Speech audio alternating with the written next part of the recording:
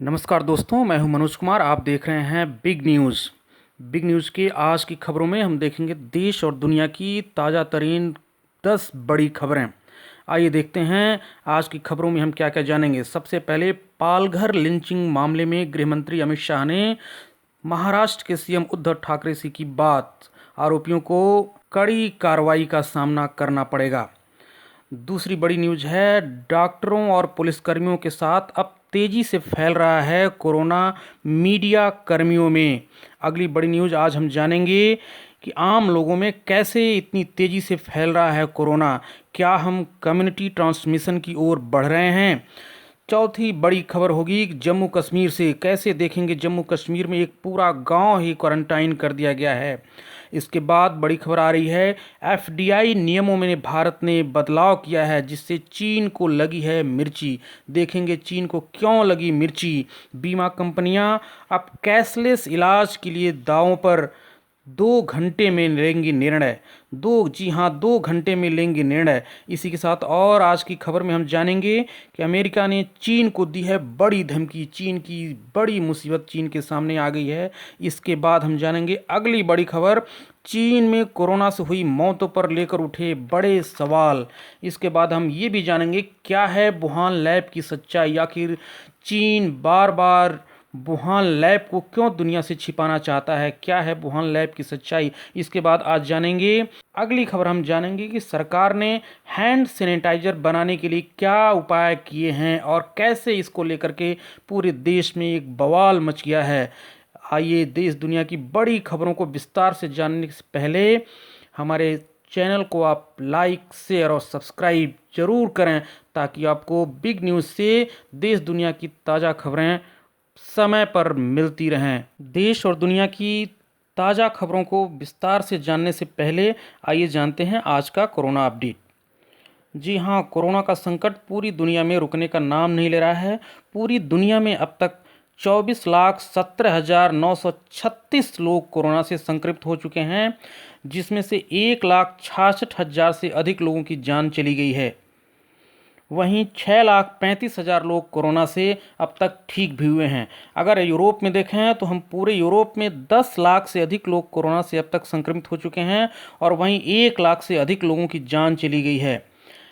अकेले अमेरिका में 40,661 लोग अभी तक कोरोना से अपनी जान गंवा चुके हैं। पिछले केवल 24 घंटे में 1997 लोग अभी तक अमेरिका में मर चुके हैं।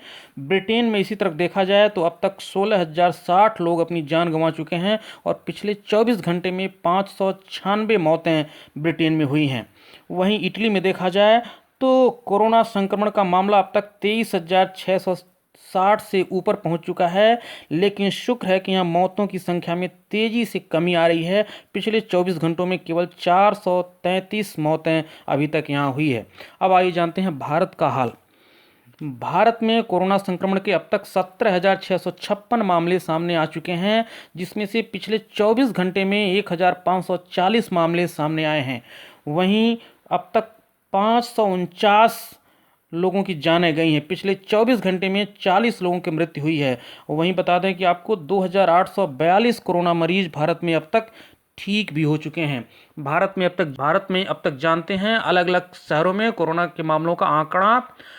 सबसे ज़्यादा महाराष्ट्र में 4,203 मामले कोरोना के अब तक आ चुके हैं। सबसे ज़्यादा महाराष्ट्र में अब तक 4,203 मामले कोरोना के आ चुके हैं, जिसमें से 552 मामले पिछले केवल 24 घंटे में आए हैं।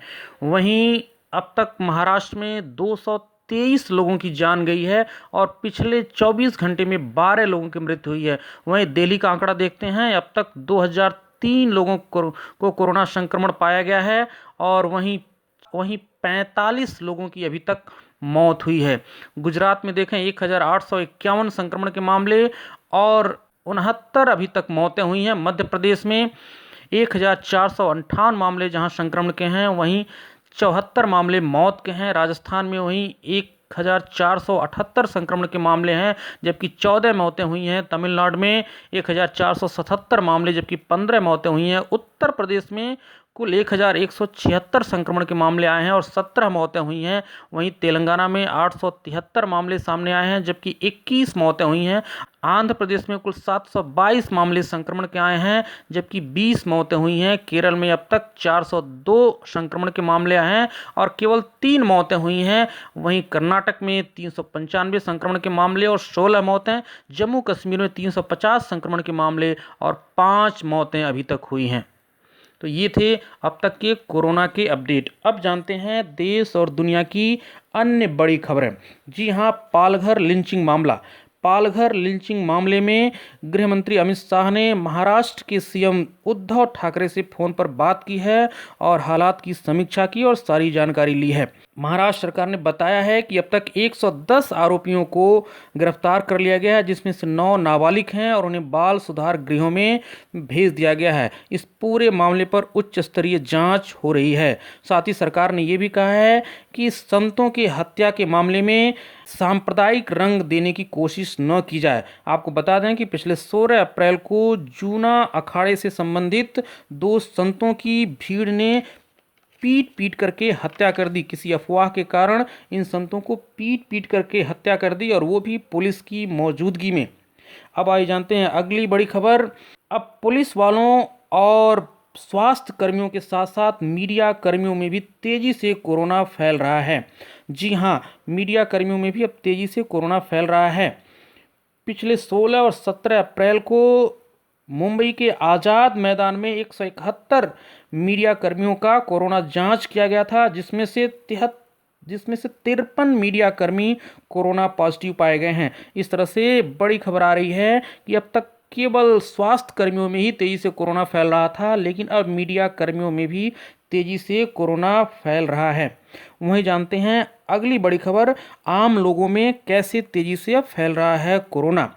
आपको पता होगा कि अब तक कोरोना के जितने मामले भारत में पाए जा रहे थे, वो सभी मामले या तो विदेश से आए हुए लोगों में थे या उनके संपर्क में आने वाले लोगों में फैल रहे थे। लेकिन अब ऐसे तमाम मामले सामने आ रहे हैं जिसमें न तो किसी के संपर्क का मामला सामने आ पा रहा है, न तो कोई ट्रैवल हिस्ट्री ट्रैक हो पा रही है। जी हाँ, मुंबई के चाहे धारावी बस्ती का इलाका हो, चाहे मुंबई के कई इलाके हों जिनमें आम लोगों को तेजी से कोरोना से संक्रमित होते देखा जा रहा है, लेकिन उनकी कोई ट्रैवल हिस्ट्री पता नहीं चल रही है, न ये पता चल पा रहा है कि वो कहाँ से कोरोना से संक्रमित हुए। तो इससे सवाल उठ रहे हैं, क्या भारत तेजी से कोरोना के तीसरे स्टेज कम्युनिटी ट्रांसमिशन की ओर बढ़ रहा है? जी हाँ, अब जानेंगे अगली बड़ी खबर जम्मू कश्मीर से आ रही है। जम्मू कश्मीर में एक पूरा का पूरा गांव ही क्वारंटाइन करना पड़ा है। जी, जम्मू कश्मीर का बांदीपुरा इलाका, बांदीपुरा गांव है जिसकी कुल आबादी 400 है और इस पूरी आबादी को ही क्वारंटाइन में रखा गया है। पिछले दिनों कोरोना से एक शख्स की मौत हो गई थी और मौत के बाद उस गांव में 40 लोग कोरोना पॉजिटिव पाए गए और इसीलिए पूरे गांव को ही हॉटस्पॉट घोषित करते हुए क्वारंटाइन में रखा गया है। जी हां, अगली बड़ी खबर हम जानते हैं, बीमा कंपनियां अब कैशलेस स्वास्थ्य सेवाओं को लेकर के 2 घंटे के भीतर निर्णय करेंगी। बीमा विनियामक प्राधिकरण इरडा ने बीमा कंपनियों को निर्देश दिया है कि कोरोना वायरस के चलते स्वास्थ्य सेवाओं पर काफ़ी दबाव बना हुआ है, इसलिए लिहाजा बीमा कंपनियां स्वास्थ्य संबंधी लोगों के दावे पर कैशलेस इलाज के लिए 2 घंटे के भीतर अपना निर्णय दें। 2 घंटे के भीतर अपना निर्णय दें। इससे स्वास्थ्य बीमा धारकों को काफ़ी लाभ होने वाला है।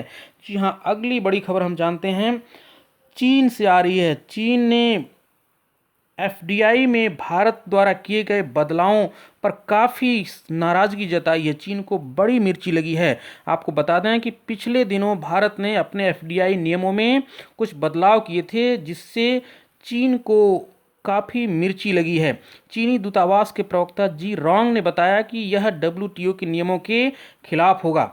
आपको बता दें कि चीन के रवैयों के लेकर के, जैसे कोरोना वायरस को लेकर के पूरे दुनिया भर में लॉकडाउन है और फैक्ट्रियां बंद हैं, तमाम आर्थिक संस्थान बंद हैं और पूरे देश दुनिया की आर्थिक व्यवस्था काफ़ी तेज़ी से गिरावट का सामना कर रही है। वहीं चीन अपनी चालाकी कर लगातार दूसरे देशों की कंपनियों में निवेश बढ़ाते जा रहा है। इसको लेकर के कई देश अब सतर्क हो गए हैं। पिछले दिनों ऑस्ट्रेलिया, जर्मनी आदि जैसे तमाम देशों ने अपने देश के एफडीआई नियमों को लेकर के काफ़ी सख्ती बरती है और भारत ने भी इसको देखते हुए एफडीआई के नियमों में कुछ बदलाव किया है। आपको बता दें कि पिछले दिनों भारत के एचडीएफसी बैंक में चाइना के निवेश बढ़ने पर देश के लोगों ने बैंकिंग सेक्टर में खतरे की आशंका जाहिर की थी। इसको लेकर के भारत ने अपने एफडीआई नियमों में बदलाव किया है, लेकिन इस बदलाव से चीन काफ़ी नाराज है और चीन को लगी है काफ़ी मिर्ची। अब चलते हैं अगले खबर की ओर। अगली बड़ी खबर अमेरिका से आ रही है। अमेरिकी विदेश मंत्री माइक पोम्पियो ने चीन पर बड़ा आरोप लगाया है और उन्होंने साथ में ये भी आशंका व्यक्त की है कि ये कोरोना चीन द्वारा फैलाया गया जैविक हथियार हो सकता है। जी हाँ, चीन द्वारा फैलाया गया कोई जैविक हथियार हो सकता है। जी हाँ, इसको लेकर के अमेरिका ने दुनिया भर के वैज्ञानिकों द्वारा चीन के इंस्टीट्यूट ऑफ वायरोलॉजी का दौरा करने के लिए चीन से अनुमति मांगी, लेकिन चीन ने साफ मना कर दिया। चीन ने ये कहा कि हम अपराधी नहीं बल्कि हम पीड़ित हैं। बल्कि चीन बार बार यह सफाई देता रहा है दुनिया के सामने कि कोविड-19 वायरस चीन के इंस्टीट्यूट ऑफ वायरोलॉजी से नहीं बल्कि चीन के वेट मार्केट यानी कि पशुओं के मार्केट से यह इंसानों में फैला है। अमेरिका के विदेश मंत्री माइक पोम्पियो ने कहा कि हमारे लोग इस बात की जांच कर रहे हैं कि आखिर यह वायरस कहां से आया और दुनिया भर में ये कैसे फैल गया। आपको ये भी बता दें कि अमेरिकी विदेश मंत्री माइक पोम्पियो ने यह भी आरोप लगाया कि चीन ने दुनिया भर के वैज्ञानिकों को वुहान शहर स्थित इंस्टीट्यूट ऑफ वायरोलॉजी का दौरा करने से मना कर दिया है, जिससे संदेह पैदा होता है और इससे ये नहीं पता चल पा रहा है कि उस इंस्टीट्यूट में आखिर क्या हो रहा है। अगली खबर है, वॉशिंगटन पोस्ट और फॉक्स न्यूज़ ने कुछ सूत्रों के हवाले से ये दावा किया था कि जरूर यह वायरस वुहान शहर के इंस्टीट्यूट ऑफ वायरोलॉजी से फैला है। अमेरिकी अधिकारियों ने भी वुहान के इस इंस्टीट्यूट में सुरक्षा मानकों को लेकर के असंतोष जताया था और साथ ही चिंता व्यक्त की है। इधर अमेरिकी राष्ट्रपति ने चीन को बड़ी चेतावनी दी है। जी हाँ, अमेरिकी राष्ट्रपति ने चीन को बड़ी चेतावनी दी है। एक संवाददाता सम्मेलन में पत्रकारों द्वारा पूछे जाने पर अमेरिकी राष्ट्रपति ने कहा कि अगर ये साबित होता है कि इस वायरस के लिए चीन जिम्मेदार है तो चीन को कड़े दुष्परिणाम भुगतने पड़ेंगे। वहीं चीन में कोरोना से होने वाले मौतों के आंकड़े पर भी सवाल उठने लगे हैं। जी हाँ, अभी बता दें कि पिछले दिनों में अमेरिका ने बार बार यह आरोप लगाया है कि जहां दुनिया में इतनी तेजी से कोरोना संक्रमण के मामले फैल रहे हैं और इतनी तेजी से मौतों की संख्या बढ़ रही है, वहां कैसे चीन में इतनी कम मौतें हो सकती हैं। यह संदेश तब और बढ़ जाता है कि अभी पिछले 2 दिन पहले चीन ने अपने यहाँ होने वाले मौत के आंकड़े को अचानक 2 गुना कर दिया और 2 गुना करके बताया। इससे अमेरिकी राष्ट्रपति ने चीन के इस दावे को पूरी तरह गलत बताया है और कहा है कि वहाँ मौतों का आंकड़ा अमेरिका से भी ज़्यादा हो सकता है। लेकिन वहीं पर चीनी विदेश मंत्रालय के प्रवक्ता झाओ लिजियान ने अमेरिकी मीडिया के इस पूरे दावों का खंडन किया है। आइए अब जानते हैं क्या है वुहान लैब की सच्चाई। जी हाँ, बार बार आपने सुना होगा कोरोना का संक्रमण का मामला वुहान शहर के इंस्टीट्यूट ऑफ वायरोलॉजी से ही फैला है। आइए जानते हैं ये क्या है ये लैब। हम आपको बता दें कि वुहान शहर में स्थित इंस्टीट्यूट ऑफ वायरोलॉजी न केवल चीन का बल्कि एशिया का सबसे बड़ा वायरल कल्चर कलेक्शन लैब है। जी हाँ, पूरी एशिया का सबसे बड़ा वायरल कल्चर कलेक्शन लैब है जो 42 मिलियन डॉलर की लागत से, जी हाँ 42 मिलियन अमेरिकी डॉलर की लागत से 2015 में बनकर तैयार हुआ और 2018 में इसे पूरी तरह से काम के लिए खोला गया है। जी हाँ, इस संस्था की वेबसाइट के अनुसार हम बता दें, इस संस्था की वेबसाइट के अनुसार इबोला सहित कुल 1500 खतरनाक वायरस के स्ट्रेन जमा करके इस इंस्टीट्यूट में रखे गए हैं। 1500 से अधिक खतरनाक वायरस के स्ट्रेन जमा करके इस संस्था में रखे गए हैं। सबसे खास लैब इसमें P3 और P4 लैब है, जिसकी कड़ी सुरक्षा की जाती है और जो वुहान शहर से दूर दराज के इलाके में बनाया गया है। जी हाँ, P3 P4 लैब जो सबसे खतरनाक लैब है और वुहान शहर के दूर दराज के इलाके में बनाया गया है। अब जानते हैं अगली बड़ी खबर। आइए जानते हैं क्या लॉकडाउन 3 की संभावना है। जाने माने डॉक्टरों ने लॉकडाउन 3 के होने से इनकार नहीं किया है। देश भर के ज़्यादातर डॉक्टरों का मानना है कि कोरोना इतनी जल्दी जाने वाला नहीं है। ये अब तक का सबसे शातिर और सबसे खतरनाक वायरस है, इसलिए पूरी संभावना है कि लॉकडाउन 3 हो सकती है। एम्स के डायरेक्टर डॉक्टर रणजीत गुलेरिया और मेदांता हॉस्पिटल के managing director doctor Naresh Trehan ने बताया कि अभी हाल की परिस्थितियों में लॉकडाउन ही हमारे लिए सबसे बेहतर विकल्प है। जी हाँ, लॉकडाउन के अतिरिक्त हमारे पास कोरोना के लिए कोई सटीक उपाय नहीं है, इसलिए लॉकडाउन की संभावना से इनकार नहीं किया जा सकता। डॉक्टर त्रेहन ने औद्योगिक जगत को संबोधित करते हुए बताया कि औद्योगिक जगत को अपनी एक योजना बनानी चाहिए कि कैसे वो लॉकडाउन का पालन करते हुए लॉकडाउन के दौरान अपने उद्योगों को चला सकते हैं, जिससे भारत की अर्थव्यवस्था को भी संभलने का मौका मिले और लॉकडाउन भी रहे, जिससे कोरोना संकट से उबरा जा सके। उन्होंने औद्योगिक एम्स के डायरेक्टर डॉक्टर रणदीप गुलेरिया ने बताया कि हमें सबसे ज़्यादा खतरा उन व्यक्तियों से है जिनमें कोरोना का संक्रमण तो है लेकिन कोरोना के कोई लक्षण नहीं दिखाए जा रहे, एसिम्प्टोमेटिक मरीजों की। जी हाँ, बता दें एसिम्प्टोमेटिक मरीजों से सबसे बड़ा खतरा है, क्योंकि उनमें कोरोना का संक्रमण तो होता है लेकिन उनके लक्षण सामने नहीं आते, इसलिए उनके इलाज में सबसे बड़ी दिक्कत होती है और बहुत सारे लोगों को कोरोना फैलाते रहते हैं। उन्होंने बताया कि सामान्यतः कोरोना का इंक्यूबेशन पीरियड 14 दिन का होता है, लेकिन कभी कभी असामान्य रूप से यह समय 30 दिन तक का भी हो जाता है और ऐसे लोगों से जिनमें कोरोना के लक्षण स्पष्ट नहीं होते हैं सबसे ज़्यादा संक्रमण फैलने का खतरा रहता है। एक और बड़ी खबर सामने आ रही है। भारत सरकार ने देश भर के गोदामों में पड़े अतिरिक्त अनाज से एथेनॉल बनाने पर विचार किया है, जिससे पूरे देश में बवाल मच गया है। भारत सरकार चाहती है देश भर के गोदामों में जो अतिरिक्त अनाज पड़ा हुआ है उससे एथेनॉल बनाया जाए, जिसका उपयोग हैंड सैनिटाइजर बनाने में किया जाएगा। देश भर में हैंड सैनिटाइजर की बढ़ती मांग को देख करके भारी मात्रा में एथेनॉल की ज़रूरत है और यह एथेनॉल एक्स्ट्रा अनाज से बनाया जा सकता है। लेकिन वहीं देश भर में तमाम लोगों का ये मानना है कि एक तरफ जहां कोरोना संकट की इस घड़ी में लॉकडाउन के दौरान बड़ी संख्या में मजदूर भूखों मर रहे हैं, लोगों को खाने की कमी है, वहां अनाज का इस तरह से एथेनॉल बनाने का उपयोग ठीक नहीं है। जी हाँ, तो आज के महत्वपूर्ण समाचार यहीं पर ख़त्म होते हैं। हमें उम्मीद है आपको ये जानकारियाँ अच्छी लगी होंगी। अगर आपको ये जानकारियाँ अच्छी लगी हैं तो आप हमारे चैनल को सब्सक्राइब करें और कमेंट बॉक्स में अपना कमेंट ज़रूर लिखें। साथ ही शेयर और लाइक करना भी न भूलें। धन्यवाद।